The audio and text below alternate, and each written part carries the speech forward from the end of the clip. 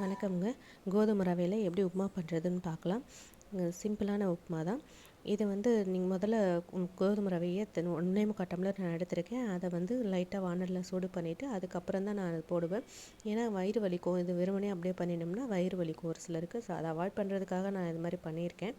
அதுக்கப்புறம் அதே வானலில் நீங்கள் எண்ணெய் ஊற்றி கடுகு, கடலைப்பருப்பு, உளுத்தம்பருப்பு எல்லாத்தையும் போட்டு வதக்கிட்டு அதுக்கப்புறம் தேவையான வெங்காயம், கருவேப்பிலை, கொத்தமல்லிலாம் போட்டு வதக்கிடுங்க. அதுக்கப்புறம் மிளகா போடுங்க. ஏன் நான் அதுக்கப்புறம் மிளகா போட்டேன்னா குழந்தைங்க வீட்டில் இருக்கிறதுனால நெடி கிளம்பாமல் இருக்கிறதுக்காக வெங்காயம் போட்டதுக்கப்புறம் தான் நான் மிளகா போட்டிருக்கேன். இப்படி போட்டோம்னா நெடி கிளம்பாது. நீங்கள் ட்ரை பண்ணி பாருங்கள். அதுக்கப்புறம் இந்த வெங்காயம் நல்லா வதங்கினதுக்கப்புறம் தேவையான உப்பு போட்டு நான் 1.25 டம்ளர் ரவைக்கு ஒரு 2.25 டம்ளர் தண்ணி ஊற்றிருக்கேன்.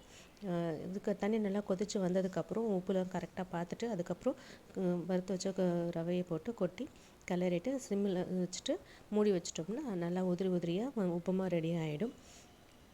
நடுவில் அடிக்கடி கிளறி விட்டுடணும். இது மாதிரி ட்ரை பண்ணி பாருங்கள். நல்லா சூப்பராக டேஸ்ட்டாக இருக்கும்.